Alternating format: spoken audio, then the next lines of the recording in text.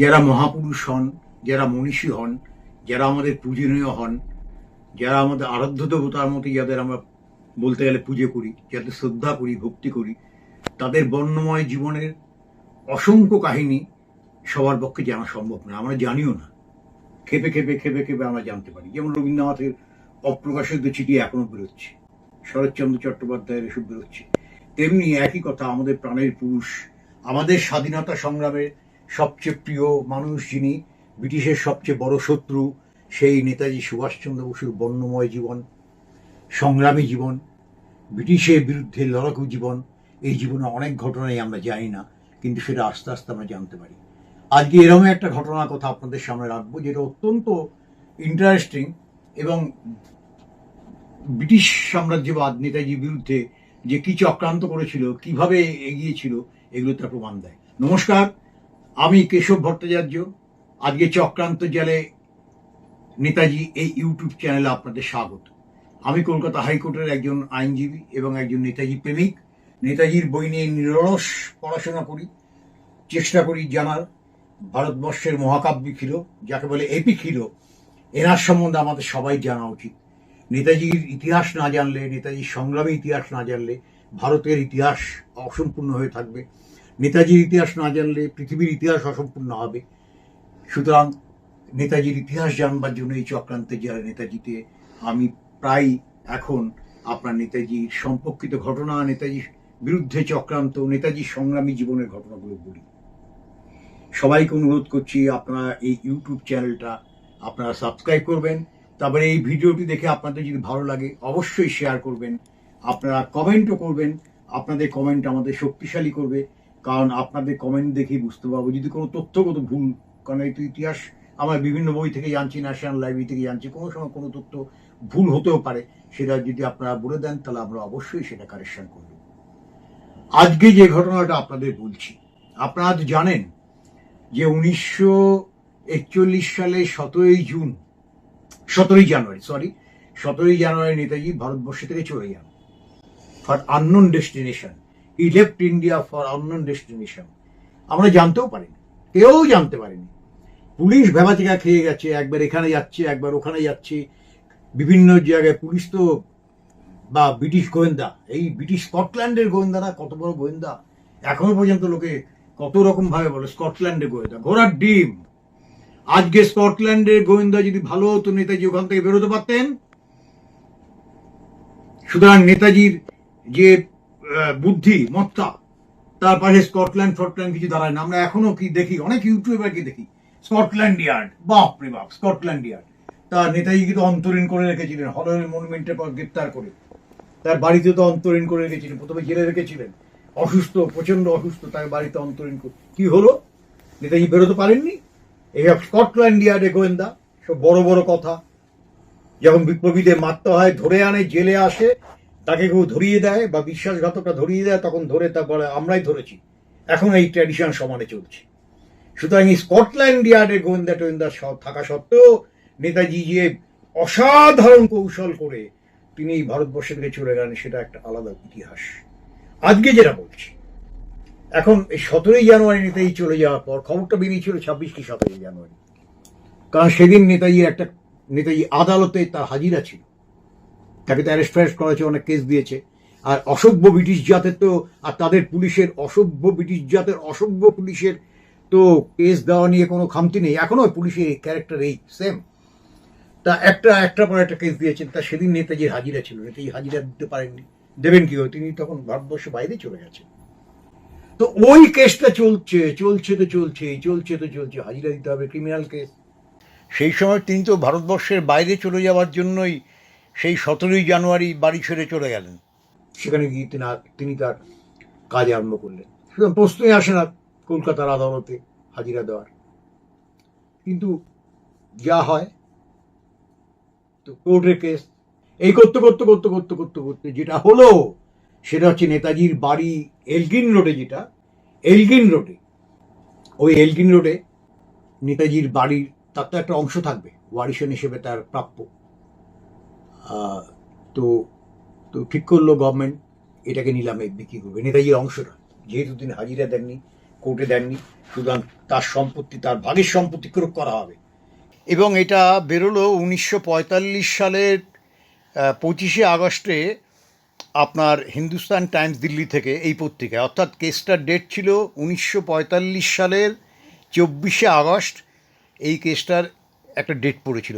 মজার কথা যেটা, সেটা হচ্ছে এই সময় বিশ্বযুদ্ধ শেষ হয়ে গেছে। বিশ্বযুদ্ধ শেষ হয়ে গেছে আর নেতাজি মাঞ্চুরিয়া হয়ে রাশিয়ায় চলেও গিয়েছেন। তো সেই সময় যেটা সবচেয়ে আশ্চর্য, যে পুরনো কেসের ডেট পড়লো, নেতাজিকে হাজিরা দিতে হবে।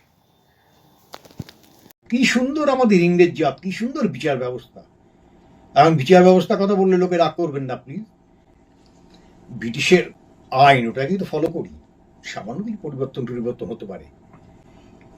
তো সেই ব্রিটিশের আইন অনুযায়ী যা হয়, দীর্ঘসূত্রিতা বিচারে, সে এই কেসটা দেখা গেল, আরো অনেক কেস আছে, সবকটা হয়তো বিভিন্ন আরো আছে, কিন্তু একটি কেসে আমরা যতদূর জানি, ওই কেসটাই, যেটা 26 কি 27 জানুয়ারি ছিল, সেই কেসেরই অর্ডার হলো যে নেতাজি যদি হাজিরা না দেন তাহলে তার বাড়ি ক্রোক করা হবে, এবং ক্রোক করা এবং নিলামে বিক্রি হবে, তার জন্য নোটিশ চলে গেল। এগুলো আমরা জানতাম। কিন্তু যেটা সবচেয়ে আশ্চর্যের, দিল্লির হিন্দুস্তান টাইমস 25শে আগস্ট 1945, মনে রাখবেন, নেতাজি ভারতবর্ষ থেকে চলে গেছেন, কলকাতায় রিং রোড থেকে চলে গেছেন 1941 সালের 17 জানুয়ারি। 4 বছর পর, 4.5 বছর পর কোর্ট অর্ডার দিল সেই যে ওনার বাড়ি ক্রোক করা হবে, ওর অংশটা। দিল্লির হিন্দুস্তান টাইমস 25শে আগস্ট 1945 সালে এটা বেরিয়েছিল যে নেতাজি বাড়ি বিক্রি হবে, নিলামে ডাকা হচ্ছে। এখন যারা নেবেন তাদের আসার অনুরোধ জানানো হয়েছে। এটা আমি বই থেকে একটু এই খবরটা পড়ে শোনাই, যে অত্যন্ত ইন্টারেস্টিং। এবং এখান থেকে প্রমাণ হবে যে নেতাজির প্রতি কি ভালোবাসা, নেতাজির প্রতি কি শ্রদ্ধা আপামর জনসাধারণের। এই নিলাম কিন্তু হলো না, কোনো গুজরাটি ব্যবসায়ী, অনেক গুজরাটি ব্যবসায়ী কলকাতায় তখন, মারোয়ারি ব্যবসায়ী,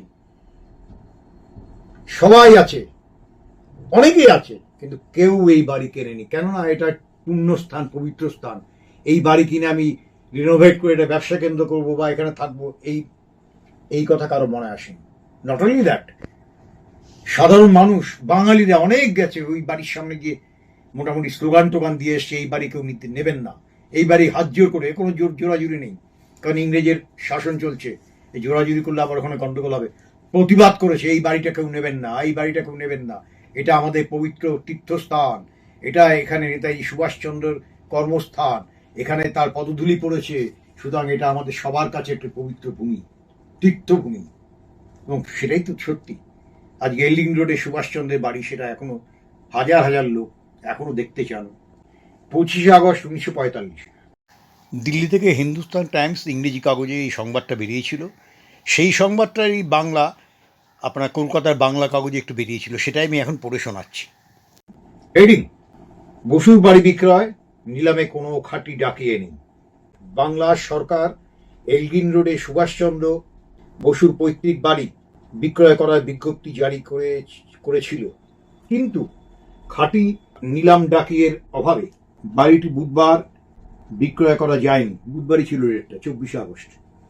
আর 25শে আগস্ট যে খবরটা বেরিয়েছে সেটা হচ্ছে আপনার পরের দিন, বৃহস্পতিবার, যায়নি। তাই 24 পরগনা জেলার কালেক্টর প্রয়োজনীয় ব্যবস্থা নেওয়ার জন্য ডিভিশনাল কমিশনের কাছে কাগজপত্র পাঠিয়ে দেওয়ার সিদ্ধান্ত নিয়েছেন।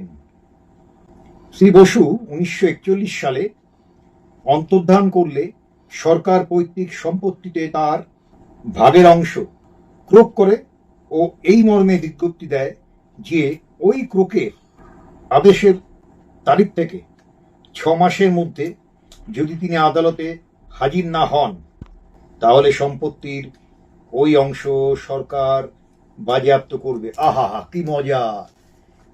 এই আদালত থেকে বললো, ইংরেজের অর্ডারে, ইংরেজ শাসকদের অর্ডারে, বসুকে 6 মাসের মধ্যে যদি হাজিরা না দেন তাহলে ওটা বাজেয়াপ্ত করে দেবে, বা নিলামে বিক্রি করে দেবে। বসু যুদ্ধক্ষেত্র থেকে, বাইরে থেকে তিনি চলে আসবেন আদালতে হাজিরা দিতে। আহা হা, তার এই বাড়িটার জন্য। আদালতের আদেশ, ইংরেজের আদালত। তখন তো আদালত আর নিরপেক্ষ ছিল না, পরিষ্কার বলি, আদালত নিরপেক্ষ ছিল না। ইংরেজ আমলে আদালত ইংরেজদের পক্ষে কথা বলেছে, ওই অসভ্য শাসকদের পক্ষেই কথা বলেছে। তা ওরা এক্সপেক্ট করলো, আদালত একটা অর্ডার দিল, আর সুরসুর করে নেতাজি বাইরে থেকে চলে আসবেন, এসো আমি এসছি আপনাদের মহামান্য আদালতে, মহামান্য অর্ডার, বিচারপতি অর্ডার দিয়েছেন। ভাবতেও লজ্জা। যাই হোক, আর তো কোনো কাজ নেই সরকারের। গত 15ই আগস্ট ওই সম্পত্তি বিক্রয়ের দিন ধার্য হয়েছিল, কিন্তু নিলাম ডাকার মতো কেউ আসেনি, তাই আজকে পর্যন্ত নিলাম স্থগিত রাখা হয়েছিল। ওই 24 আগস্ট পর্যন্ত নিলামটা স্থগিত রাখা হয়েছিল। কিন্তু আজ মাত্র 2 জন ক্রেতা এসেছিলেন। একজন বললেন যে সম্পত্তির শুধু 1/4 তিনি নিতে পারেন, অপর কথা বলেন যে 100 টাকা দামে তিনি গোটা সম্পত্তিটি কিনতে চান। এই ছিল নেতাজি সম্পর্কে ভারতীয়দের মনোভাব। তিনি দেশ ছেড়ে চলে যাওয়ার পর সরকার তার ফেলে যাওয়া বাড়ির জন্য ক্রেতা জোটাতে পারেননি। মাত্র 2 জন, এখানে হাজার হাজার লোক আসার কথা। নেতাজি 1941 সালের জানুয়ারিতে এই এলগিন রোডের বাড়ি থেকেই অদৃশ্য হয়ে গিয়েছিলেন। সরকার বাড়িটি বাজেয়াপ্ত করেও তা বিক্রয় করে দিতে সক্ষম হয়নি। এখনো বাড়িটি নেতাজি ভবন রূপে বিরাজ করছে। বাড়িটি পরিণত হয়েছে ঐতিহাসিক দ্রষ্টব্য স্থানে। অনেকের কাছে এটা একটা তীর্থক্ষেত্র, যেটা বলছিলাম প্রথমেই। সরকার এইভাবেই হেরে গিয়েছিল, তাদের হারিয়ে দিয়েছিল জনসাধারণ। মারোয়ারি, গুজরাটি, ব্যবসায়ী কিংবা ধনী মুসলমানদের কেউ বাড়িটি কিনতে আসেননি। অথচ সে সময় বাংলায় মুসলিম লীগের রাজত্ব চলছিল, বাংলা ভাগ হয়ে যায়নি তখনো পর্যন্ত।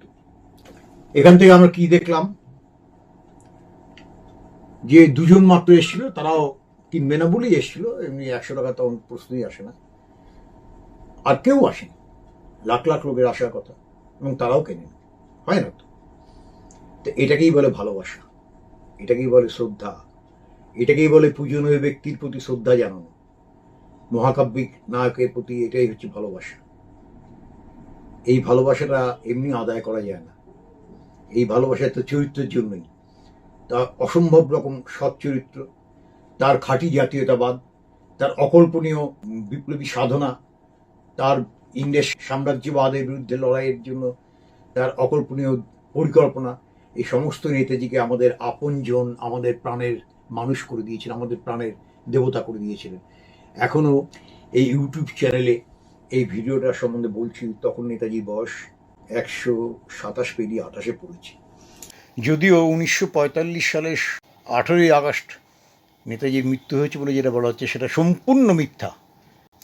তার মৃত্যুর কোনো প্রমাণ নেই, কোনো সরকারি ঘোষণা নেই, কোনো দেশ থেকে কোনো ঘোষণা করেনি, আজাদি সরকারও ঘোষণা করেনি। সুতরাং মৃত্যু কাহিনীটি সম্পূর্ণ অসত্য। কিন্তু মহাকাব্যের নায়ক বা মহামনীষী, তাদের চিরকালই আমাদের অন্তরে থাকে। রবীন্দ্রনাথ আমাদের অন্তরে, তারপর রাসবিহারী বসু, তিনি আমাদের পূজনীয়, বাঘাযতীন তিনি পূজনীয়, এরকম অনেক আছে, অনেক। সেইভাবে নেতাজি আমাদের মনের মধ্যে সবার কাছেই আছে। তা এই খবরটা দিয়ে আমরা তো এটা জানতে পারলাম যে নেতাজির বাড়ির অংশ যেটা তার প্রাপ্য, সেইটা বিক্রি করে দেওয়ার জন্য ইংরেজ চেষ্টা তো কম করেনি কোর্টের মাধ্যমে। তখন কোর্ট ইংরেজের শাসকদের কথাই চলতো, নাহলে তো থাকবে না, বেঁচেও থাকবে না। তো সেই কারণে এই আদালতের নির্দেশেও কিচ্ছু লাভ হলো না। মানুষ জেনে গিয়েছিল আমাদের ভারতবর্ষে একজন নেতা, সংগ্রামী নেতা, তিনি নেতাজি। ওই জওহরলাল নেহরু নয়, গান্ধীজি নয়, সর্দার বল্লভভাই প্যাটেল কেউ নয়। কিন্তু এরকম একটা নিষ্কলঙ্ক মহাচরিত্র, মহাক্ষত্রিয়, তারুণ্যের যিনি একজন প্রতীক, স্বাধীনতা মন্ত্র, বীজ মন্ত্রই হয়েছিল জয় হিন্দ এবং নেতাজি সুভাষচন্দ্র বোস। সুতরাং এর প্রতি শ্রদ্ধা চিরকাল থাকবে। শুধু এইটুকুই বলে আজকে শেষ করছি। আপনারা ভালো থাকবেন। সবাইকে অনুরোধ করবো এই চ্যানেলটি সাবস্ক্রাইব করবেন, এই ভিডিওটি শেয়ার করবেন, কমেন্ট করবেন। আপনাদের কমেন্টগুলো আমি পড়ে প্রয়োজনে উত্তর দিই। নমস্কার, জয় হিন্দ, নেতাজি সুভাষচন্দ্র বসু জিন্দাবাদ।